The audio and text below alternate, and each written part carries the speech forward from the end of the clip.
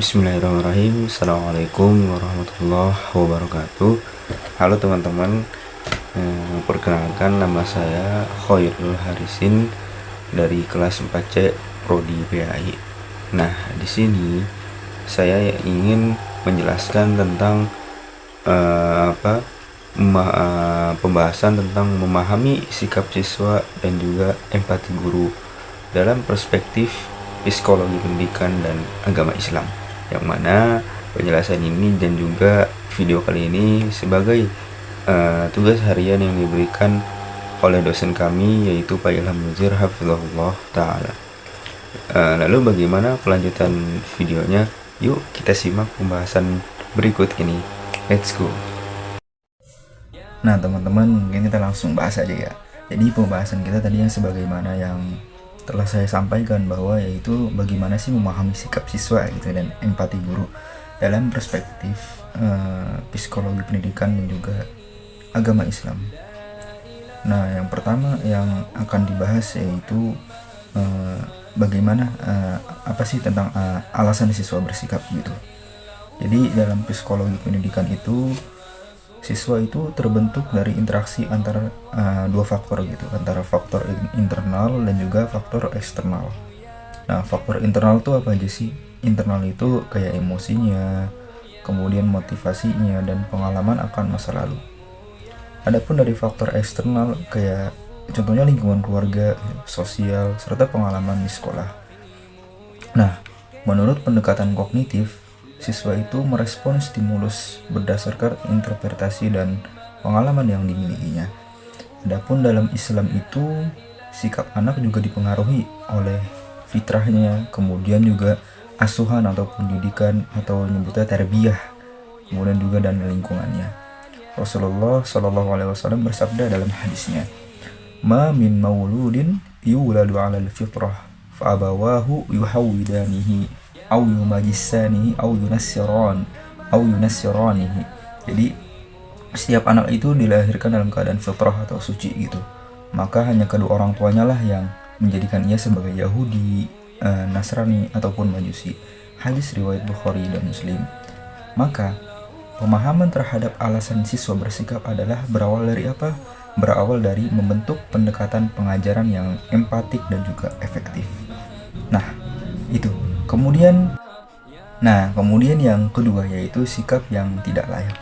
Sikap yang tidak layak itu seperti apa sih? Seperti halnya membangkang, tidak sopan, atau tidak peduli. Bahkan sering tidak peduli gitu. Seringkali bukan semata-mata bentuk penolakan terhadap guru, melainkan apa? Melainkan manifestasi dari luka emosional yang dia alami. Kemudian kurangnya pemahaman nilai atau model perilaku yang salah dari lingkungan sekitarnya.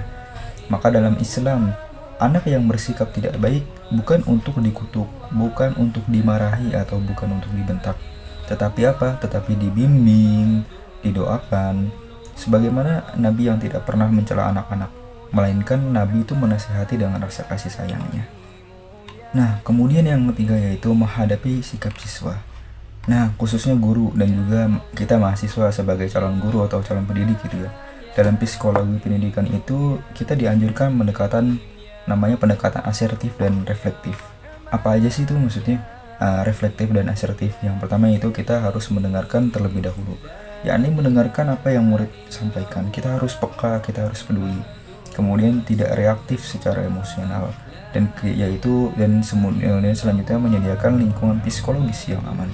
Nah, dalam Islam itu dijelaskan ataupun ini selaras dengan prinsip hikmah, mau'izah hasanah, dan mujadalah billati hiya ahsan, sebagaimana yang Allah jelaskan dalam Quran surat An-Nahl ayat 105. Nah, contohnya juga misalnya ketika Rasulullah SAW ketika di masjid itu ya, melihat ada seorang Arab Badui, seorang Arab pedalaman gitu yang ngencing di masjid. Apakah beliau memarahinya? Tidak. Bahkan beliau itu bersabar dan menanggapinya dengan lemah lembut, dan beliau pun menegurnya dengan baik. Dan itulah salah satu contoh yang bisa kita teladani dari Rasulullah Sallallahu Alaihi Wasallam. Kemudian yang keempat yaitu kita mengubah tujuan atau refocusing gitu. Nah, dalam pendekatan humanistik seperti Karl Rogers tujuan pendidikan bukan hanya sekedar prestasi akademik, bukan itu, tetapi pertumbuhan kepribadian yang kuat. Nah, guru yang memahami hal ini dapat membantu siswa nantinya untuk mengalihkan perilaku negatif menjadi tujuan positif melalui melalui pertama dukungan psikologis, kemudian refleksi diri, dan juga meningkatkan motivasi intrinsik.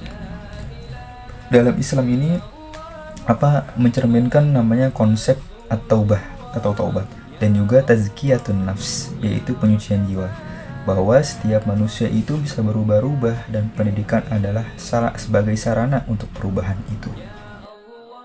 Nah, kemudian yang kelima yaitu berempati kepada siswa. Nah, empati dalam psikologi berarti kemampuan memahami perasaan dan perspektif orang lain tanpa ada rasa untuk menghakimi sedikit pun. Empati ini mengurangi konflik, kemudian dapat meningkatkan kedekatan antara guru dan siswa dan membentuk kelas yang lebih kondusif. Nah, dalam Islam ini empati dikenal sebagai rahmah atau kasih sayang dan ta'atuf, yaitu lemah lembut. Rasulullah SAW bersabda, "Laisa minna man lam yarham shaghirana wa la yukrim kabirana." Yaitu artinya tidak termasuk golongan kami orang yang tidak menyayangi yang lebih muda dan tidak menghormati yang lebih tua. Hadis riwayat Ahmad. Nah, kemudian selanjutnya guru dan sifat empati. Guru yang empatik tuh seperti apa sih? Guru yang empatik itu mampu membaca kebutuhan emosional siswa, kemudian tidak hanya menilai berdasarkan perilaku permukaan. Kemudian guru yang empatik itu dapat memberikan umpan balik yang membangun dan manusiawi kepada siswanya. Maka dalam psikologi pendidikan ini memperkuat teori hubungan guru dan siswa seperti teori Vygotsky dan Bloom.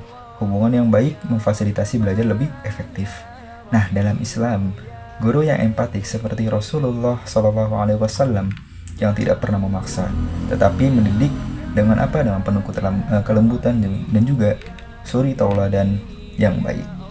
Nah, kemudian yang selanjutnya yang terakhir yaitu perkembangan empati. Nah, empati dapat dikembangkan bukan hanya bawaan saja.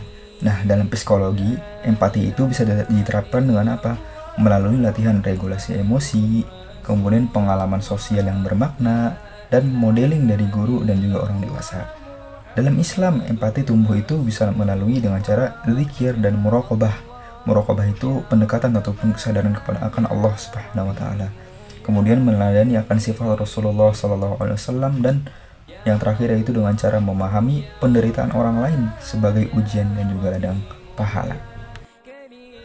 Maka kesimpulannya, pemahaman terhadap sikap siswa dan empati guru dalam perspektif psikologi dan Islam sangatlah penting bagi mahasiswa, khususnya kita sebagai calon pendidik nih, yang mana ini merupakan landasan untuk menciptakan ruang belajar yang manusiawi, bernilai dan berdampak jangka panjang. Seorang guru yang empatik akan lebih dihargai nantinya, lebih efektif dalam mendidik, dan lebih dekat kepada tuntunan Rasulullah Sallallahu Alaihi Wasallam. Oke.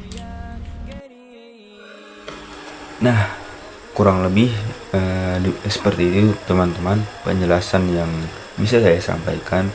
Mudah-mudahan itu bisa bermanfaat khususnya untuk diri saya pribadi dan juga teman-teman sekalian semuanya. Kurang lebihnya mohon maaf, yang benar itu datang dari Allah semata, yang salah itu datang dari saya pribadi. Semoga apa yang sudah dijelaskan bisa bermanfaat dan juga bisa kita amalkan dan praktikkan dalam kehidupan sehari-hari. Demikian, wassalamualaikum warahmatullahi wabarakatuh. Dadah teman-teman.